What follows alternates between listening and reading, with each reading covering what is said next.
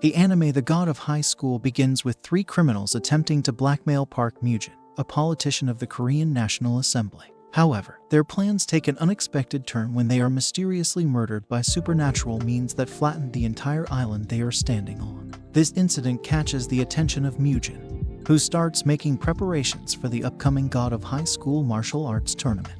Meanwhile, we are introduced to Jin Mori, a 17-year-old martial artist who finds himself running late for the preliminary tournament. Determined to make it on time, Mori chases after a purse thief on a motorbike. In his pursuit, he crosses paths with Yu Mira, a 17-year-old swordswoman, and Han Daewi, a 17-year-old martial artist. The three of them team up to apprehend the thief, showcasing their impressive skills. Eventually, Mori, Mira, and Daewi arrive at the tournament venue. The rules are explained to the participants. Fighters can utilize any martial art style, whether it involves bare fists or weapons. Additionally, the fighters are injected with nanomachines that monitor their vitals and heal their injuries, enabling them to push their limits in combat.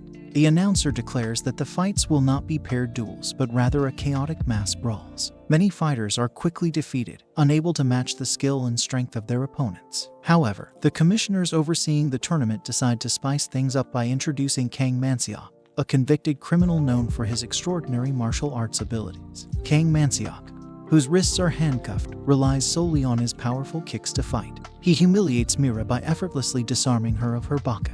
Intrigued by the challenge, he then sets his sights on Mori. The duel between Mori and Man-seok begins, with Mori showcasing his incredible speed and agility to avoid injury and even damage one of Man-seok's ankles. Park Mujin infiltrates the Pentagon to meet with the president. The purpose of his visit is not immediately revealed, leaving viewers curious about his motives. Meanwhile, it is revealed that Jin Mori never got the chance to have a rematch with Kang Man-seok, as Yu Mira had snapped Mori's neck to retrieve her baka, the wooden sword Man-seok had taken from her. Despite this, the three fighters, Mori, Mira, and Han Daewi, walk home together and discuss their reasons for participating in the tournament. Mori explains that he entered the tournament to have a rematch with the commissioner who scouted him.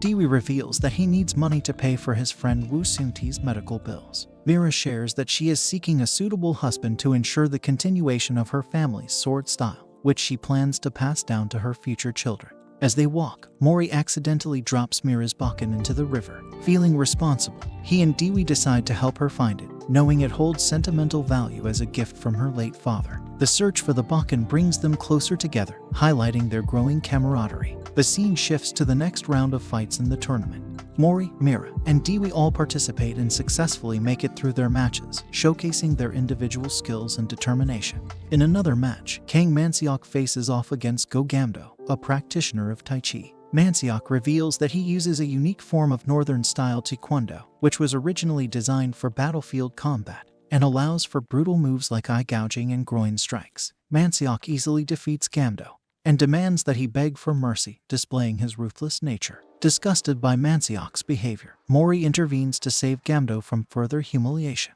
The commissioners overseeing the tournament attempt to step in, but they are overwhelmed by Man-seok's rage at being humiliated in front of the crowd. However, to everyone's surprise, Mori effortlessly renders Man-seok unconscious, showcasing his remarkable fighting prowess. But before Mori can celebrate his victory, he finds himself restrained by Mujin, who possesses unexplained powers. Mujin orders that Mori be punished for interfering in the match, leaving viewers eager to discover the consequences Mori will face for his actions. Meanwhile, a mysterious cult observes the ongoing tournament.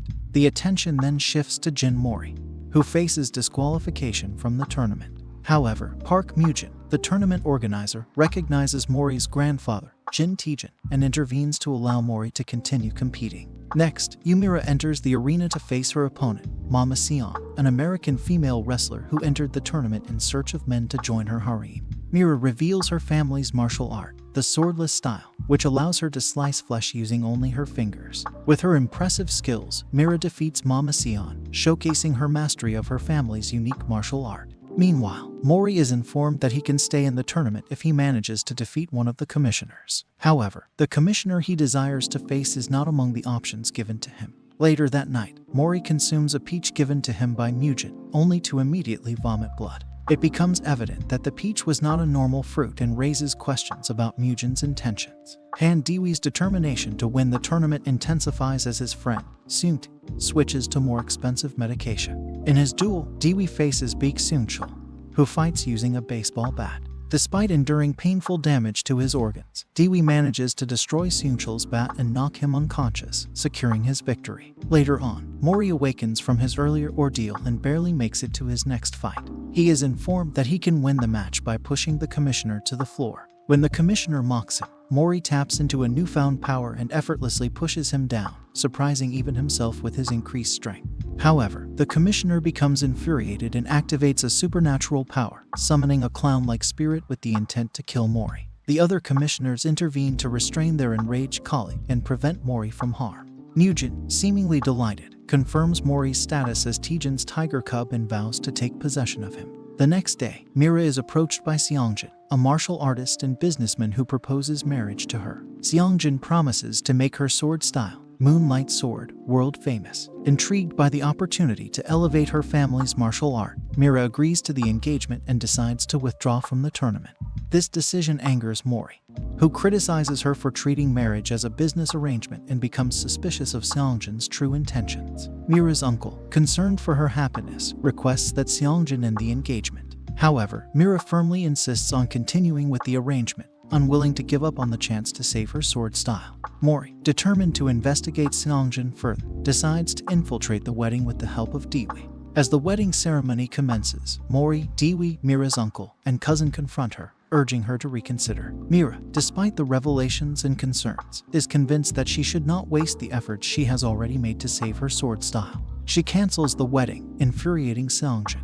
In a fit of rage, Seongjin admits his true intentions and summons a samurai spirit to attack them. Although Seongjin manages to escape with Mira's bakken, Mira remains undeterred and decides to re-enter the tournament without her cherished weapon. Meanwhile, Seungti's health deteriorates further, leading Daewi to snap and assault several bullies who regularly harass him at work. The pent-up frustration and desperation drive Daewi to unleash his anger, demonstrating the extent of his power. It later shows Han Daewi's past, revealing his violent rivalry with Seungti that eventually blossomed into a deep friendship. Meanwhile, Jin Mori defeats his next opponent and earns his spot in the finals, where he will face Daewi. In the hospital, Yu Mira visits Mori and encourages him to fight Daewi for the right reasons, not out of revenge. She emphasizes the importance of their friendship and reminds Mori of their shared goals. As the much-anticipated match between Daewi and Mori begins, their skills appear to be evenly matched. Park Mujin, the tournament organizer, watches closely, hoping to witness Mori awaken and tap into his true potential. During the intense battle, Mori manages to knock Daewi down but chooses to show mercy instead of seeking revenge. However, Daewi seizes the opportunity and claims that he was never truly their friend. He unleashes a devastating attack, catching Mori off guard. By chance, Mira stumbles upon Seungti's hospital room and discovers that he has passed away, leaving his family in mourning. This revelation adds another layer of emotional weight to the ongoing match between Daewi and Mori. Just as Daewi knocks Mori down and the referee begins the countdown, Mujin interrupts the match. He informs Daewi that Seungti is dead, aiming to unsettle him and tip the balance. Daewi, in a moment of reflection, flashes back to his entire friendship with Seungti and makes a decision. With newfound determination, Daewi decides to lose the match. However, Mira arrives and interrupts the fight, presenting a goodbye letter written by Seungti to Daewi. This letter renews Daewi's resolve, reminding him of the strength of their friendship. Daewi re-engages in the battle, rediscovering his bond with Mori. Their friendship becomes a source of strength as they fight side by side. Mori deals a final blow to an emotionally transformed Daewi, ultimately emerging victorious in the match. Mujin comments on the scene, remarking that he seems to have found two tiger cubs in Mori and Daewi. As the three friends leave the ring together, several other fighters observe them with keen interest, setting the stage for future encounters and rivalries. A flashback reveals that Mori's missing grandfather, Jin Taejin, refuses to join a mysterious cult. In response, the cult summons their god to destroy him. Meanwhile, Mori has become the regional champion of Seoul and now has the opportunity to compete in the national tournament with a team consisting of the region's three strongest fighters. Mira continues her winning streak and defeats her next opponent, solidifying her position as the third fighter on Mori's team. Park Mujin, the organizer of the tournament, harbors hopes that one of the fighters in the national tournament will awaken as the key, a figure of great significance. Concerned about the interference of NOX, a group that poses a threat, the commissioners take action. Mujin summons the Six, a group of powerful individuals, including his elderly former instructor Na Bongchen, who decides to make Mori his pupil in an effort to provoke Jin Taejin.